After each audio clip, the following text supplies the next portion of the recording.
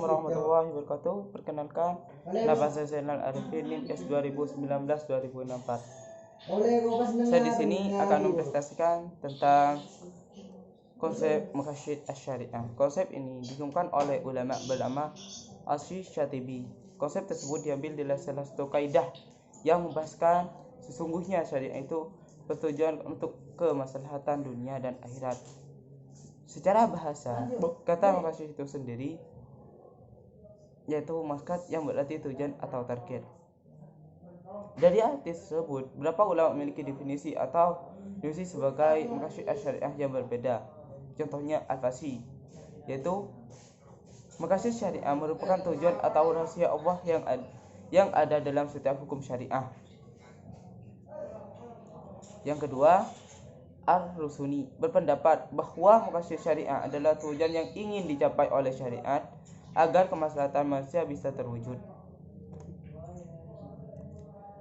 Sedangkan konsep-konsep maqasid syariah itulah yang akan diterapkan pada ekonomi keuangan dan perbankan syariah.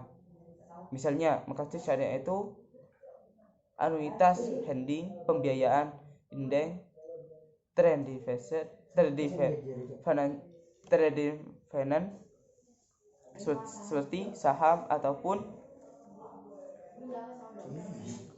investasi.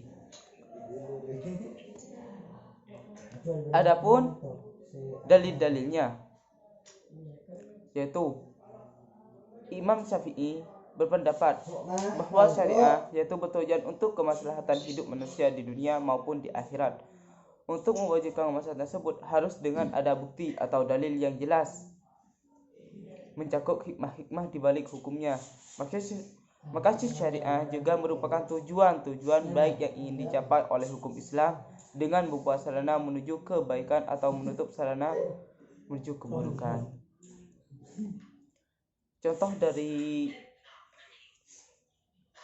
Contoh konsep dalil maqasid syariah ialah ma ya'lamu wallahu akbar wal dzikru wal munkari fahsya'i anil tanha salatan inna salah wa aqimul kitabi minal ilaikal uhiyal ma utlu tasnaun. Terima kasih dari saya. Mohon maaf jika ada tutur kata yang salah. Mohon maaf sebesar-besarnya.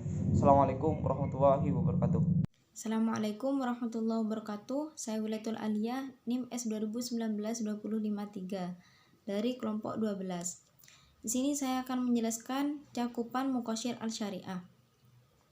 Maqasid al-syariah berarti tujuan Allah dan Rasulnya dalam merumuskan hukum Islam. Sementara menurut Wahbah al-Zuhaili, maqasid al-syariah berarti nilai-nilai dan sasaran syara yang tersirap dalam segenap atau bagian terbesar dari hukum-hukumnya. Maqasid al-syariah mengandung empat aspek. Yang pertama, menetapkan syariah, yaitu kemaslahatan manusia di dunia maupun di akhirat. Kedua, penetapan syariah sebagai sesuatu yang harus dipahami. Ketiga, penetapan syariah sebagai hukum taklif yang harus dilaksanakan. Dan yang terakhir, penetapan syariah guna membawa manusia ke bawah lindungan hukum. Begitu pula dari sudut maqasid al-mukallaf, maqasid al-syariah mengandung beberapa aspek pula, yaitu pembicaraan maslahah, pengertian, tingkatan, karakteristik, dan relativitas. Pembahasan dimensi linguistik dari problem taklif yang diabaikan oleh juris lain. Analisa pengertian taklif dalam hubungannya dengan kemampuan kesulitan dan lain-lain. Penjelasan aspek khusus dalam hubungannya dengan hawa dan ta'abbud. Adapun setiap yang menjadi perantara terjaganya hal tersebut dibagi menjadi 3 tingkatan kebutuhan, yaitu al-daruriyat. Al-daruriyat yaitu tingkatan kebutuhan yang harus ada atau disebut kebutuhan primer.